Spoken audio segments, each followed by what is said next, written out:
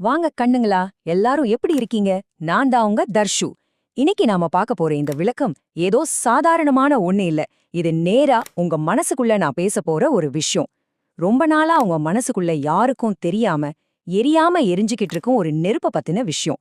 வாங்க, இன்னைக்கு உங்க தர்ஷு சொல்றத கொஞ்சம் பொறுமையா மனச விட்டு கேளுங்க. உங்கள யாராவது எந்த காரணமும் இல்லாம மதிக்காம நடந்துக்கிட்டதுண்டா?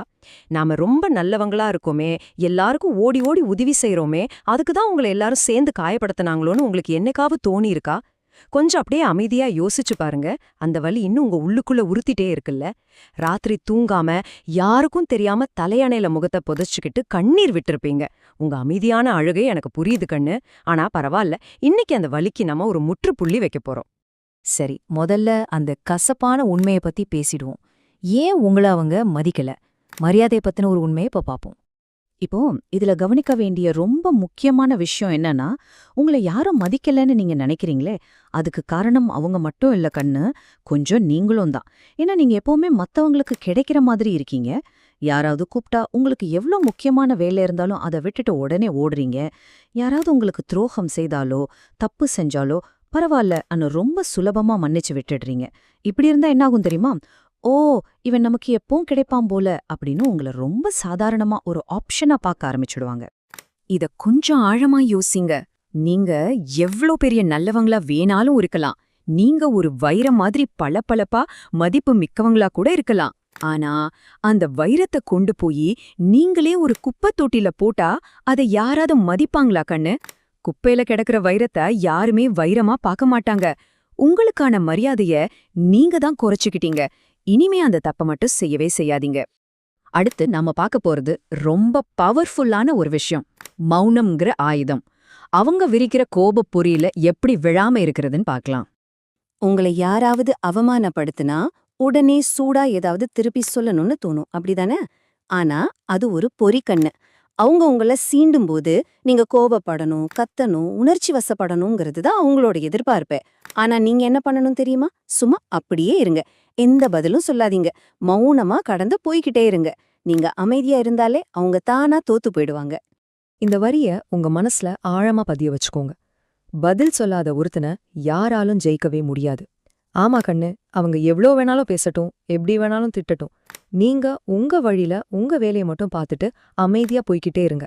நீங்க குடுக்கற அந்த மௌனம் இருக்கே, அது அவங்களுக்கு உலகத்திலே தாங்க முடியாத ஒரு வலிய கொடுக்கும். உங்க அமைதியை அவங்கள எரிச்சு சாம்பலாக்கிடும். ஆனா வெறும் அமைதியா இருந்தா மட்டும் போதுமா? கண்டிப்பா பத்தாது. அந்த மௌனத்துக்கு பின்னாடி ஒரு பயங்கரமான ரகசிய உழைப்பு இருக்கணும்.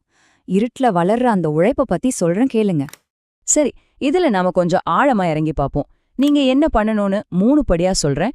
முதல் படி, உங்க திட்டங்களை நீங்க என்ன சாதிக்க போறீங்கங்கறத யார்கிட்டயும் சொல்லாதீங்க. 2வது படி, வெளியே எல்லார் கண்ணுக்கும் நீங்க சும்மா இருக்கிற மாதிரி, எந்த கவலையும் இல்லாத மாதிரி காட்டிக்கோங்க.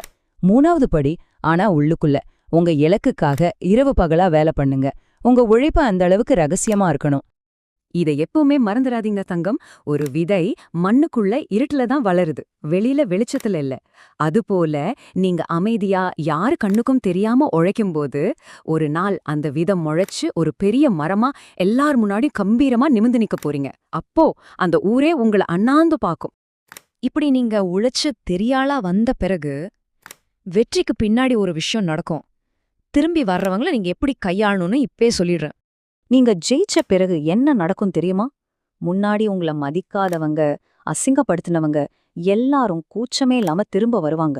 வந்து, எனக்கு அப்பவே தெரியும் நீ பெரிய ஆளா வருவேன்னா அப்பவே சொன்னேன்ல அப்படின்னு உங்ககிட்டயே சொல்லுவாங்க. அப்போ சில ரூல்ஸை நீங்க கண்டிப்பா ஃபாலோ பண்ணணும். அவங்க கிட்ட போய் பழையதை நினைச்சு சண்டை போட வேண்டாம், கோவமும் காட்ட வேண்டாம். ஆனா அவங்கள விட்டு ஒரு நல்ல தூரம் தள்ளியே இருங்க. அவங்கள மனசார மன்னிக்கலாம் கண்ணும். ஆனா அவங்க செஞ்ச துரோகத்தை, கொடுத்த வலியை எப்பவுமே மறக்க கூடாது. உங்க எல்லைய நீங்க சரியா வகுத்துக்கணும். என்ன கண்ணுங்களா, எம்மல நம்பிக்கை இருக்கா? உங்க தர்ஷுக்காக இன்னைக்கு ஒரு சத்தியம் பண்ணுங்க. உங்க மனசுக்குள்ளேயே சொல்லிக்கோங்க, இனிமே யாருக்காகவும் எந்த அவமானத்துக்காகவும் நான் ஒரு சொட்டு கண்ணீர் கூட விடமாட்டேன். என் மௌனம் தான் இனிமேல் என் சக்தி. என் ரகசிய உழைப்பு தான் என் ஆயுதம். நீங்க பேசாம பொறுத்துக்கிட்ட அந்த வழி நிறைந்த கதை ஒரு நாள் உங்க வெற்றியின் மூலமா இந்த உலகத்துக்கே சத்தமா கேட்கும். கடைசியா ஒன்னு சொல்றேன், நீங்க சாதாரணவங்க இல்ல கண்ணு. உங்களை நீங்களே குறைச்சு எடை போடாதீங்க. நீங்க ஒரு சிங்கம். ஒரு காட்டுக்கு எப்படி சிங்கம் கம்பீரமா இருக்குமோ அப்படி உங்க வாழ்க்கையில நீங்க நிமிர்ந்து நிக்கணும்.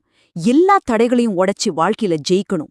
உங்களுக்கு எந்த கஷ்டம் வந்தாலும் கவலைப்படாதீங்க. நான் எப்பவும் உங்க கூடவே துணையா இருப்பேன். தைரியமா இருங்க.